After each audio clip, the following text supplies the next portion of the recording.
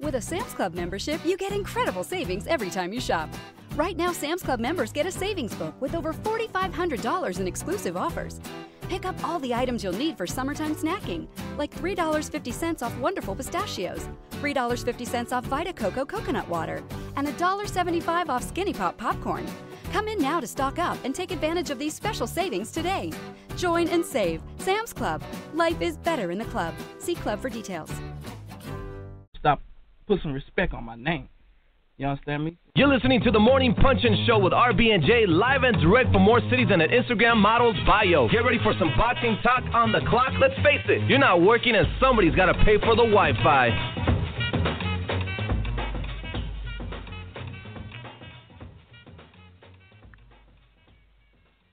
Hey, good morning, everybody. It is RB and Jae, the radio girls. This is the Morning Punch-In Show, the most unpredictable, honest, and authentic morning boxing talk show in the game. Today is Monday, July 11th, 2016.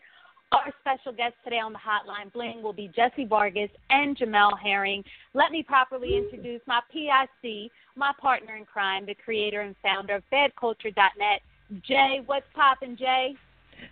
Good morning, RB. It's another beautiful day here in LA. Well, the overcast one, ready to get into some boxing talk with you and with all the listeners. It's a busy week, but before we jump into the show, let me give you today's hot question of the day. The hot question of the day is, will Triple G versus Brook be more competitive than Canelo versus Khan, and why? We'll read a few responses to the hot question during the show. If you do want to answer the question, make sure you tweet RB or myself or both of us and use the official hashtag of the show, TMPS, and we will read your responses on the show. We introduced the hot question last night, so I'll read one quick one before we get started. And one of our listeners said, hell effing no, Brook ain't got beep. Brook got a strong jab. Okay, well, Triple G has a stronger everything. Boy, gonna get hurt. I like that response. That's funny. But, yes, if you'd like to answer the question, use the official hashtag TMPS. Back to you, RB. All right, the lines are open. Make sure you call in, 718-508-9852. You must press 1 if you want to speak to RB and Jae. We will pick you up. You can sound off. You can give us your opinions and your thoughts on that hot question. So, anyway, let's punch right in. Before Jamel Herring calls in the show for Hotline Bling, let's do some weekend fight recaps. Let's go over to Trenton, New Jersey, where Mario Barrios scored a unanimous decision against Devious Rosario on ESPN. And, Lord, was this an awful fight. I felt bad for the 4 dozen people there in Trenton. They did not deserve that, Jae. They didn't deserve that. Oh, I'm sorry. I fell asleep during this recap. That's about it. Your recap was more exciting than that fight. I'm sorry. I'll wake up now. It was so bad. It was so bad. So anyway, let's take it over to Lemoore, California. Jose Ramirez powered through Thomas Mendez for 4 rounds. He improved to 18-0 with a 4th-round KO. Also on that card was Andy Vences. He won and remains undefeated with a unanimous decision over Moises Delgadillo. I didn't watch those fights. I didn't either. You know, I was so bored with the Barrios Bracero fight that it messed me all up, and then the other ones were late, and I got peer pressured into another sport by my timeline, and it was just a bad look for boxing Saturday night. Sorry, boxing. I do love you. Yeah, I was pretty much so bored and so tired from the fights in Trenton that I didn't stay up for the Unimas fights, but we'll make sure to catch it. I heard they had an awesome crowd. I heard it sold out in California, and they're going to be back there with Andy Ruiz in the next couple months. So that's cool. So anyway, before Jamel Herring calls in, guys, we have a bunch of hot topics today. Make sure, Jae, if there's anybody in the switchboard before Jamel calls in that wants to sound off with Golovkin versus Brook, we can bring them on. We have some people who are sitting in a switchboard. Remember, if you want to speak to us, you must press 1 so that we pick up your call. I see you in the switchboard, 916. I see you from the 310. I see you from the 408. I see you calling in, but none of you are pressing 1, so I'm afraid to pick you up because you might go, huh? And so I won't pick you up right now. While we're waiting, maybe we'll read a couple more responses to the hot question of the day. Once again, the hot question was, will Triple G versus Brook be more competitive than Canelo versus Khan?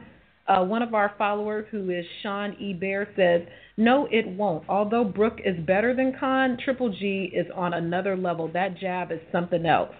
Another response from Adam Wynette says, Brooke will give Triple G trouble for 5 or 6 rounds, but overall gives him a tougher time than Amir Khan did SC. Another response from our guy across the pond, Simplificato. He says, because Triple G is very methodical in what he does, it will take a few rounds to work out Brooke. Take into account Brooke's skills. Triple G by technical knockout between round 7 and 9. And let's take one more from Doug Stewart, also with Eubank Jr. and Liam Beefy Smith. Here there are some serious bucks to be made. See his backers method. Oh, okay, I guess that was in response to the fight being there. So that's where we are. We'll read some more responses during the show. I see somebody in the queue who's calling in from a block number, so we will pick up this person. Good morning, block number. You're on with the Morning Punch-In Show. Would you like to sound off on Triple G versus Brooke? Absolutely, absolutely. First of all, I'd like to say I love your show, ladies. Very, very good work for the boxing community. Thank you. This is Blu-ray on Twitter, and as some of you may know, I've been very adamant about this fight being like total. I don't know if I could curse on here, but total BS, right? Oh yeah, it's bullshit. Yes, you can. Definitely, right? Because if someone like Andre Ward was to fight Canelo at 175, media would crucify this guy. Like they would destroy him in every facet. And I think it's just crazy how he can go and fight a guy 2 weight classes under. He hasn't fought, anybody closely toward A level. He's always fighting C level fighters, and they've given this guy the keys to the kingdom without doing anything. I just don't understand it. It's crazy out here on these boxing streets. It is, and the hypocrisy is real, isn't it? Like the hypocrisy, there is no consistency. At all. But I'm just saying, I don't want to get it twisted. I don't want to sound like a hater. Golovkin is a good fighter. He's a really good fighter. But Brooks stands a no chance, and we all know it. Like, everyone knows it, and we're trying to pretend like this is some kind of, formidable matchup, and he hasn't done anything. He's number 1 pound for pound, beating David Lemieux. Get the fuck out of here. So, anyway, I just have to speak my piece, though. So I guess, your prediction is Golovkin's going to beat Brooke by manslaughter, homicide, oh, yeah, he butchery. Might get locked up after this. Yeah, he's Black Lives Matter, Golovkin. Don't kill the guy. Oh, my God. Don't kill him. Oh, it's over. Listen, I love Brooke, man. Brooke is he's a good fighter at 47. He's a good fighter at 47, but he stands no chance. I mean, I do want to see how Triple G handles the style. A good rangy fighter. Brooke fights tall, long jab. He's got a good left.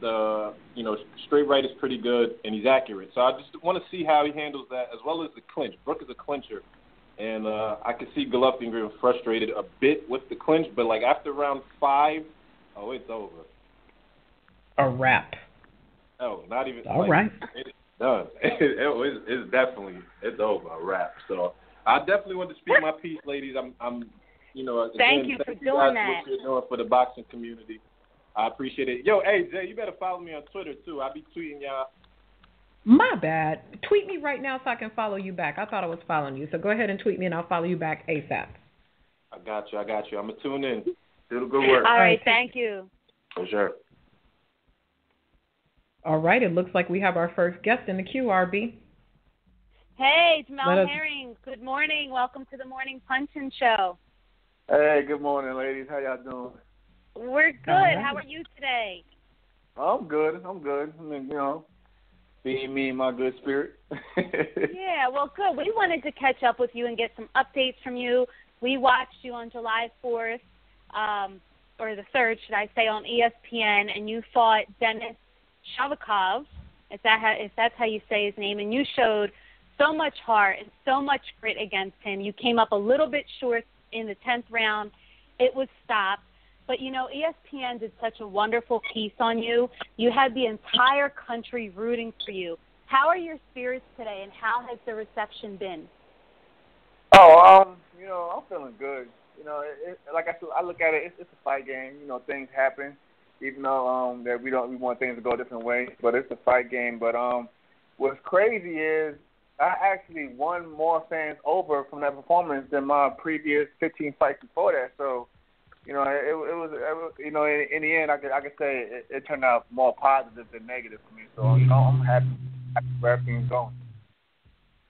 I have to agree. You fought true Marine style, and, you know, most fighters won't take up a step-up fight that early, and that is what you wanted. You wanted a significant fight, and I agree with you. I don't think it hurt you. You may have taken the L, but I feel like you won over the night. Exactly, and just like you pointed out, like what I'm trying to do with my career is, you know, win, lose, or draw, I'm trying to go out. People remember me for, like, you know, the fights that I put on. You know, I don't want to go out as the guy who got 40 wins, but they're looking like, who did you fight? You know, and I look up to guys like, you know, people may judge him for what he does outside the ring, but I look up to guys like, you know, Oscar De La Hoya, who fought, you know, everybody. You know, Oscar didn't win all his big fights, but in the end, you know, he was respected for fighting everybody, you know, who challenged him. And, you know, that's what I've been doing with my team. Like, every time my team calls me on the Heyman side, I've never, you know, turned down an opponent or a fight they brought to the table. I'm just like, you know, just give me some time to talk over my team, and we'll go from there. But it usually takes me about, like, 2 or 3 days before I start the fight. And that's just the type of person that I am. Your corner stopped it in the 10th round. Did you agree with your corner? Oh, no. You know I didn't. You know I didn't agree with my corner.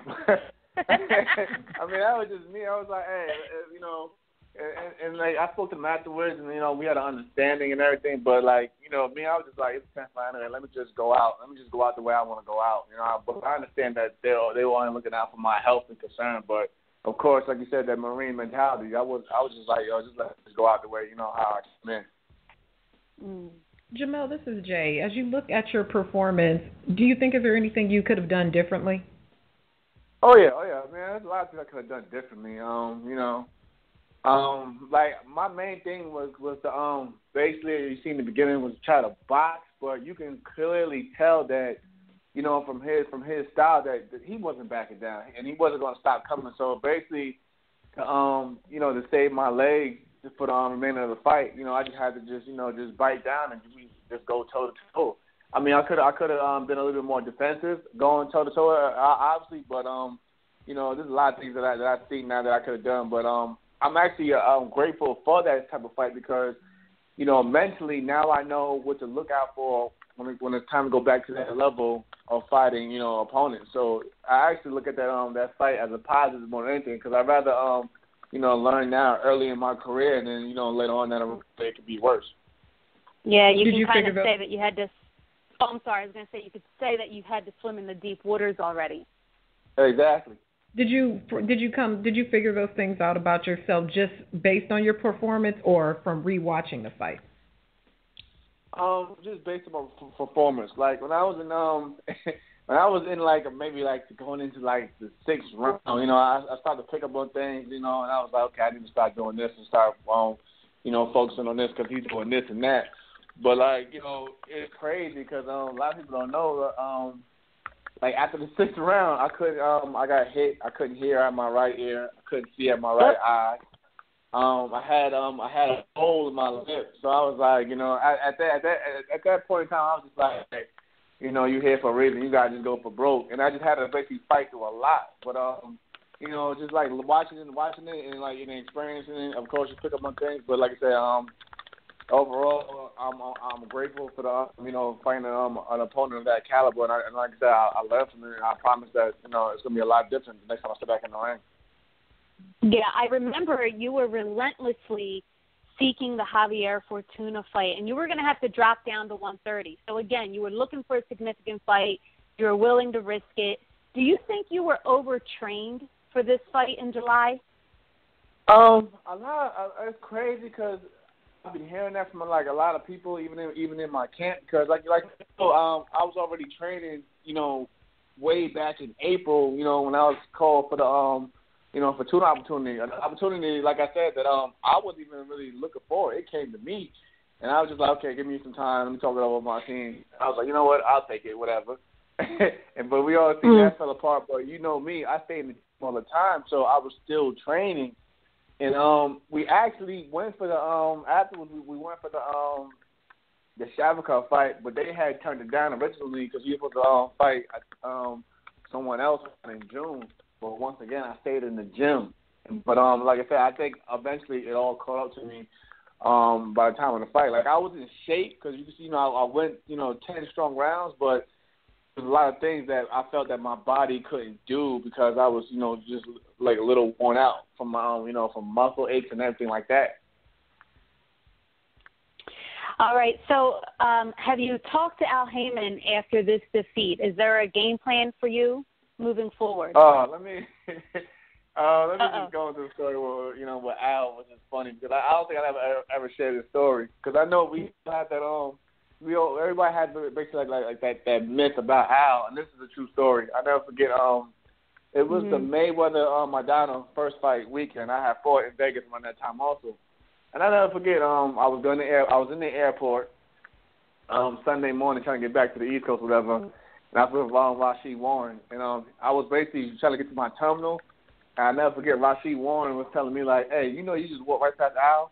Now, I spoke to Al. That's how funny the myth is because I spoke to Al plenty of times over the phone. And I actually did, see him face to face. But like everybody so used to not seeing him, including his own fighters, that like I said, I walked right past him, man, and I didn't know it was him until I stopped at my terminal. But yeah, that's just funny with Al. But I did speak with Al the same night, and I'm not gonna lie to y'all. This is how I approached the conversation. I thought for me it was over. I thought it was gonna be like basically, and I told him straight up when I got on the phone, because the defeat was it was still fresh, and I hadn't had time to look back on everything. I just knew I was in a war at the time. But when I got back to the dressing room, they was like, Al wants to speak to you whenever you get ready. And at the time, I'm still in my tape and gauze and everything. But I was like, I'm not gonna let him wait. Let me just speak to him now, so I can get everything off my chest.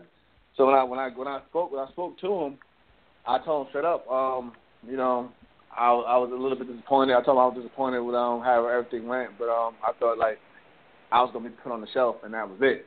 But he looked like this is the side of Al Heyman that people don't know. Like really people don't really speak about really. Al's really he's human just like anyone else. And when he said that, he was kind of upset and shocked with me because he was, he told me that he was still proud and not to worry about it, and that we're already going to start basically planning the comeback.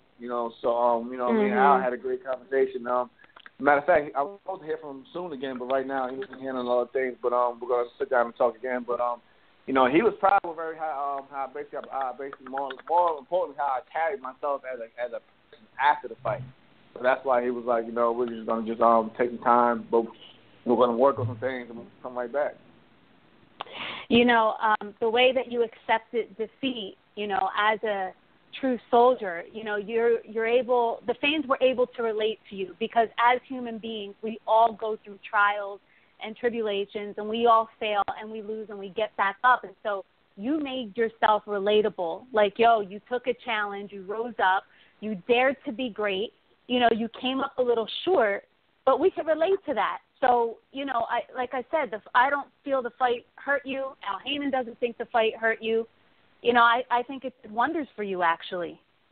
Yeah, I mean, and like you just mentioned, for me, I always wanted to be, as you see, like even with social media, I always wanted to be like a guy that's basically like, I may do things that people may see on TV, whatever, but I'm just an ordinary guy just like anyone else out there. And that's just, this is how I carry myself. I never, wanted to go that whole, diva route or feel like I was better than anybody. I just feel like, I get up, I put my pants on the same way as any other man, but I just say my job just requires maybe a bigger audience. But at the end of the day, I'm human like everybody else, and I can relate to everybody else just as well.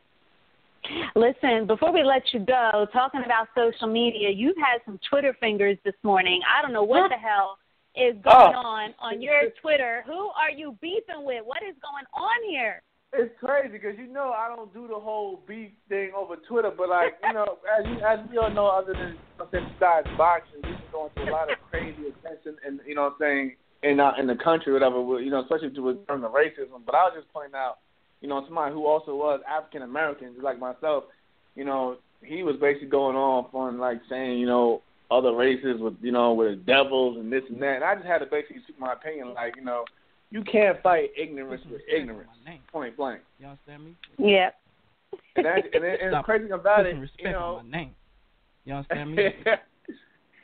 And the funny thing about it, I had a conversation with Al a while, after February, after my last fight, about, because he even pointed out things to me, like, and it's exactly what he said. He was telling me over the phone, like, with everything going on in the world, especially with, with all this, craziness, especially dealing with race, he said, Mel, continue being the person that you are, because even though it's a sport, we need people like you, who carry themselves well, and that everybody can relate to, no matter what the race was. And that's what I try to go for, like, no matter, I can relate, of course, to black issues, going on in America, but at the same time, I've worked with many races dealing with the military, so I see people for who they are and not what they not what their skin color is about. But that's pretty much about it. I was going off on this, that's pretty much what I was going off about this morning. Like, I just had to feel like I had to, usually I let things slide, but I felt like I had to say something then.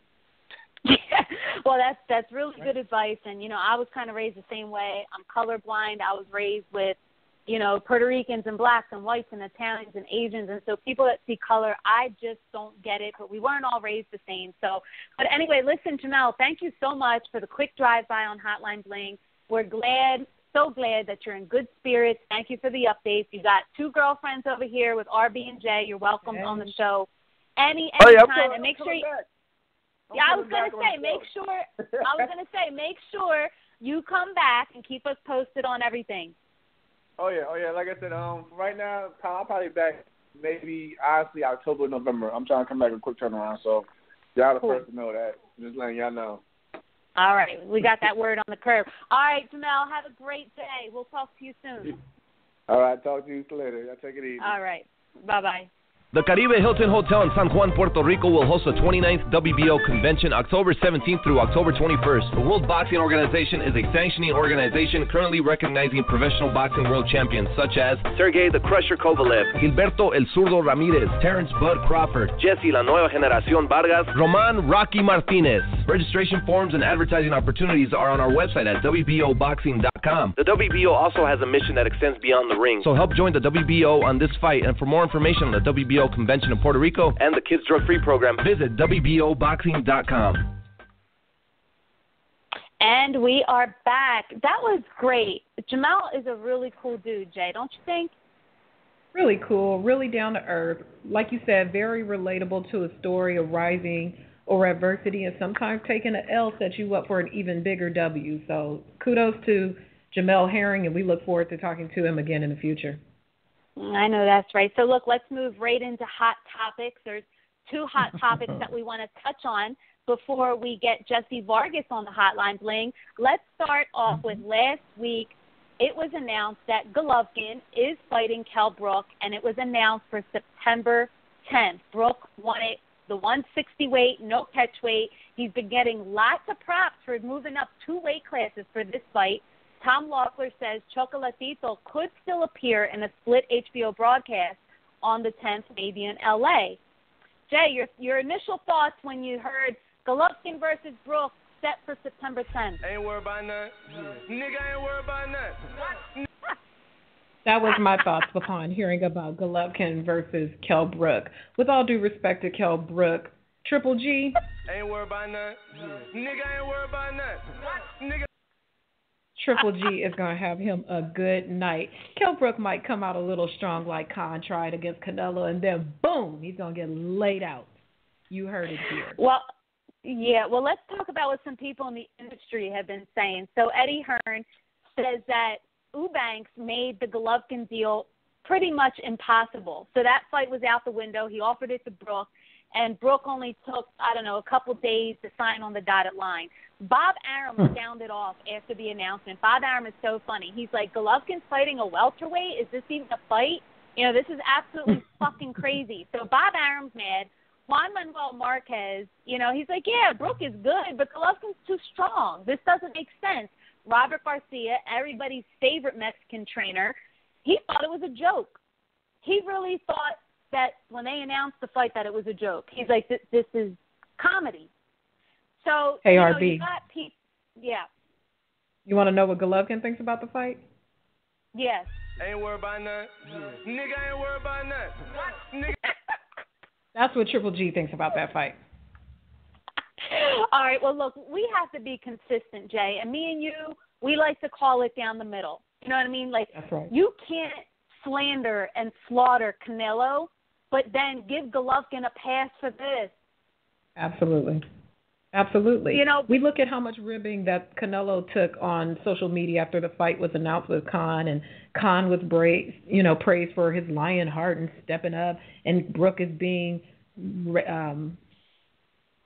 applauded for his lion heart. But then you have the same scenario, but do you think that Triple G is receiving the same clapback that Canelo did when he announced the fight with Khan? No, absolutely he's not. There's no consistency here whatsoever. Let me remind you guys that at one point, Golovkin said he would go up to 168 for Frach and Chavez. Remember that? But he wouldn't go up for That's Andre right. Ward.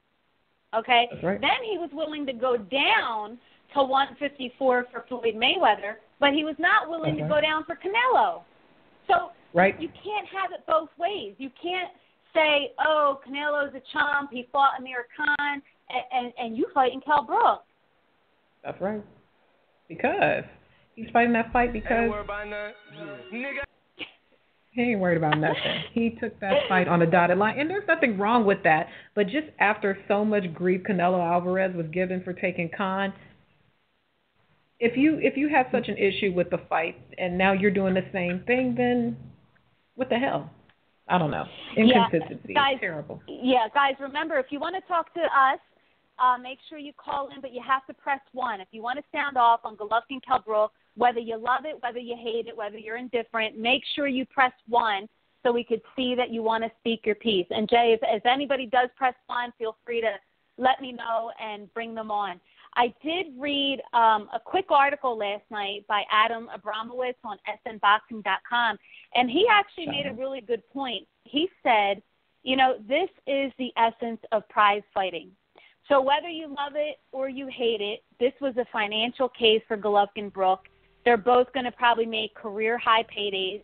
You know, the powers that be, their promoters, did their jobs, and that is the essence of prize fighting. He made a lot of sense when he said that. Yeah, I agree with him totally.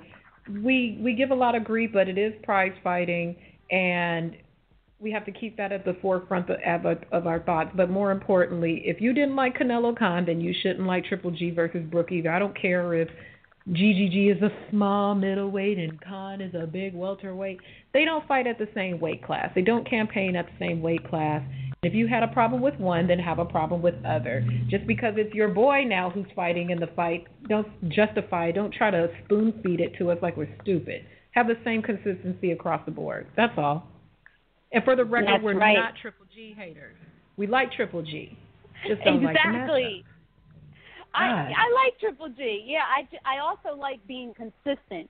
You know, call a spade a spade. If you're going to ride one, you got to ride the other. Exactly. So we got a bunch of people in the queue. Nobody's pressing 1. Nobody wants to stand off on that. We're going to move on to the next hot topic. You guys are like scared of RB and J.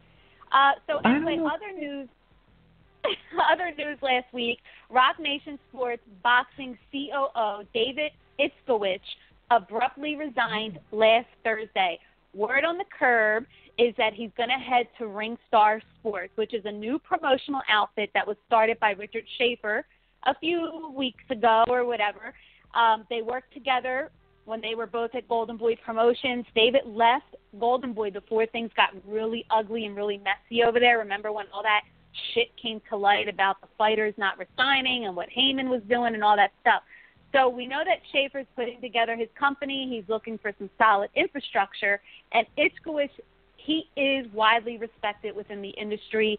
He started off at HBO many years ago with Lou DiBella and then worked for Oscar De La Hoya for many years at Golden Boy. So just look out for that. They're both saying that they haven't been in communications. They're both saying, no, that's not the plan, but that's the plan. You heard it here from RB and Jae. That's the plan. That's right. That's very interesting to see how this plays out. The guy's got promoter's licenses already in California, in Texas, and New York. Is currently applying for one in Nevada. It'll be very interesting to see what happens with these other promoters, if they're going to be pushed out of town like Walmart being moved into the neighborhood. It'll be very, very interesting to see what happens. Well, why don't we shift gears, RB? I think we have Jessie Vargas that's ready to get on and rock with us on the Hotline Bling. Go. All right, let's pick it up. Let's see. Hey, good morning. How are you doing? Good morning. How are you? Thank you for joining us on the Morning Punch-In Show. Oh, anytime. Thank you for having me. Yeah, so look, let's get right to it. You were in these negotiations to fight Cal Brook, and then something or someone pumped the brakes. Why do you think that this fight fell apart for you? This fight fell apart, I would say. I mean, there was several things going on, you know. It took us about a week and a half to finalize the deal that I had with Top Rank. It took me about 2 weeks. I'm sorry, took 2 weeks to finalize the deal with Top Rank, and you know, we were just negotiating back and forth and on different terms. Finally, we reached an agreement. I signed the contract that Top Rank had set up for me, so I mean, everything was done and signed on my side. Now the only thing that was left was for Kel to sign, but according to Eddie Hearn, you know, that shouldn't be a problem. He's going to sign. He's going to finalize the deal on his end because Kel wants to fight, and he's certain that he's going to sign with no problem. And 1 week goes by, 2 weeks go by, 3 weeks go by, and now they're saying that he wants more money, you know, that he's having trouble having Kel Brook sign the contract. And after that, well, you know, with him not signing the contract because they're having financial issues, then they switched the date on me one time. You know, he went from August 27th, September 3rd to middle September, late September. And then a few weeks after that, it changed again to possibly annoyed. I mean, to me, it was just simply annoying. I told them, I said, listen, if you don't want the fight, they should do something else. I don't want to be wasting my time here to pay a fight that my opponent doesn't even want. You know, and if he doesn't want it, he's going to look for a way around it. And sure enough, I mean, sooner or later, we came to know that he has signed a fight against Triple G, which, according to them, it basically took them 2 days to finalize. Yeah, and it took us 2 months to host. I mean, to basically, in our situation, it took us 2 months to get close to finalizing. You know what I mean? I don't think that he was actually serious about fighting me, to be honest. You know, they must have been a plan that they had, or, I mean, it's too curious to me that it took them literally 2 days to sign them, and for me, it took them 2 months to get close to signing. It just doesn't make sense. But it is what it is, and we're just gonna. I wish that they wouldn't have wasted my time. You know, if they weren't serious about fighting. But hey, I'm just looking for the future and seeing what's next for me. You know, we have a lot of big fights that can be made. A little bit of time wasted with Kel Brook not wanting to fight. Yeah. But hey, you know, there's big things ahead. How pissed were you when the final decision had come down that this fight wasn't going to happen between you and Kel Brook? I wasn't happy. I mean, I saw it as disrespect. You know, it's just, I mean, what the fuck was he doing wasting my time if he wasn't serious about fighting? You know what I mean? It just didn't make any sense. So I wasn't happy, but, you know, at the end of the day, everything happens for a reason. That's how I see it. So I just asked my manager, okay, what's next? You know, and that's how it was. The fact that you have a title and it took you so long to negotiate and they were able to get to some agreement within a couple days, so they are reporting. Do you think they were negotiating on the side, outside of your fight, on their end? I don't know. I can't say because I do know that maybe they had the, I think that possibly they had the idea, that could happen. They had it in their back in their mind. Maybe they were hoping for it. Who knows? Maybe they were stalling to look for other options. You know what I'm saying? Mm-hmm. What are your thoughts on the Triple G versus Brook matchup? I mean, I think that he's very small for him moving up to middleweight. Not only that, but the way I see it is that Kel just went up for a payday, and he thinks to himself, well, after I lose this fight, I make a lot of money, and I can still come back down to welterweight and defend my title instead of fighting a number one welterweight, losing the title for not that much money, and having to risk my career there. I think that's what happened. But as for the fight, what I think of it, I just think that it's just too much of a weight difference for Kell Brook to have any possibility of winning the fight. Yeah, let's get back to you and talk about some positive things.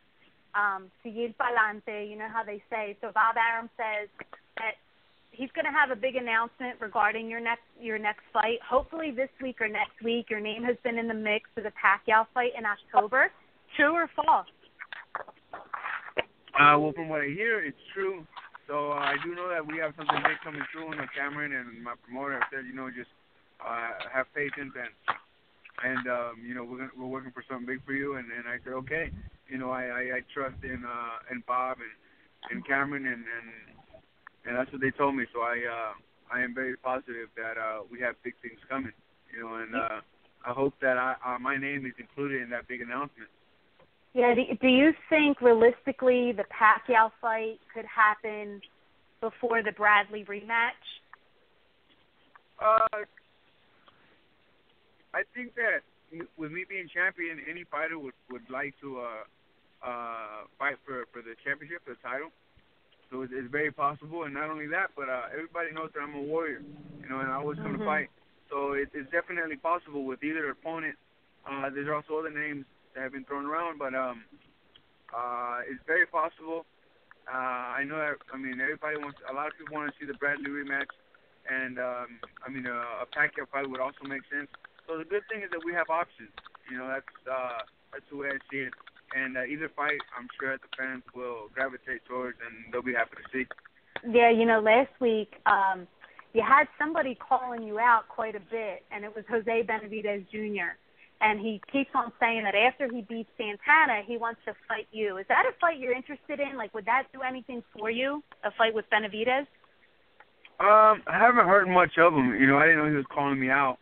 Now that you tell me, well, we'll take a look at him when he fights. I believe he fights this month. But I have a fight lined up. But do I think that it would mean anything? Well, if he continues to win and he impresses his fans, maybe. Maybe it's a possible fight. You never know. Anybody ranked within the top 10, I don't know if he's ranked within the top 10, but anybody ranked in the top 10, it's a possible fight. Yeah. Well, listen, I know it's early, and we thank you for joining us this morning. Thank you for the updates and for being so honest with us. We're going to see you in Las Vegas in a couple weeks. We're going to be out there for Crawford Postel. Who do you have in that fight before we let you go? Any predictions, Crawford Postel? I'm leaning towards Crawford. He's my boy. I know him well. And I think that his speed and ring generalship is going to have him at a slight edge. But it's going to be a good fight. It's going to be entertaining, and it's going to be dangerous for both. Terrence can't sleep on Postel, and it's very entertaining, but I see Crawford winning by decision. And, actually that weekend I'm going to be working with HBO Espanol, on commentating. So everybody tune in. Yeah, tune in. If you like the Spanish language, tune in, and I hope that I do a great job commentating, And you will. You will. You're really good at that. Well, listen, thank you for the quick drive-by on Hotline Bling, and we'll see you in a couple weeks out in Vegas. Thank you, Michelle. Thank you for having me, and I'll see you in a couple weeks. Have a nice day. All right. Have a good one. When the mind is ready, the body prepares for war. So next time you engage in battle, protect your hands with the best. War Tape, the original branded tape. Order yours now at wartapebrand.com and see why the enemy will fear you. wartapebrand.com. We put hands on you. And we are back. You are listening to the Morning Punch-In Show with RB and Jae. If you are calling in and you'd like to speak with us, the number is 718-508-9852, and make sure you press 1. Just to run through a few quick headlines that made news this week in case you missed it. Tonight, Sergey Kovalev will defend his unified titles against Isaac Chilemba.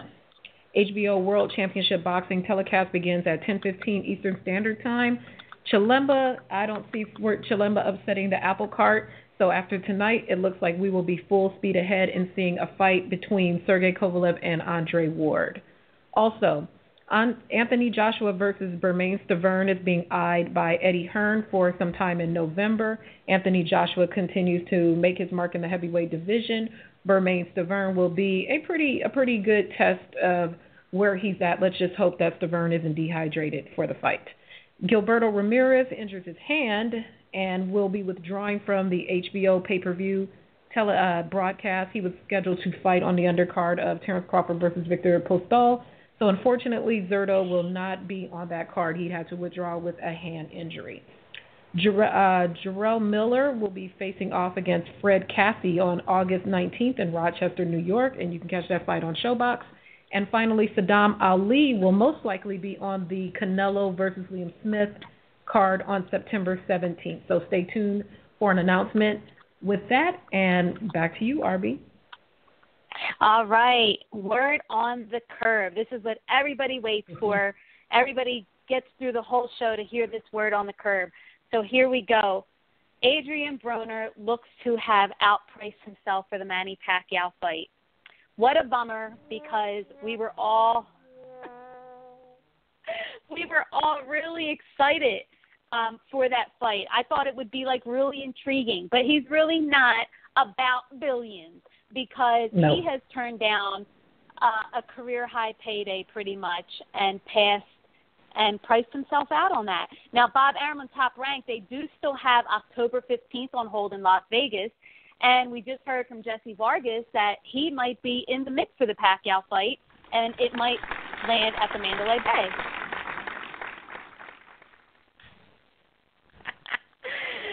Let's see, some more word on the curb. Okay, Golden Boy has something up their sleeves, guys. They have been moving in silence. They have a possible 2 TV deals in the works, and I can't give you the networks quite yet, but one of them will be a network that is pretty much walking away from PBC, and Golden Boy is going to slide right in there, and they are going to be heading back east more this year because they have a lot of East Coast fighters.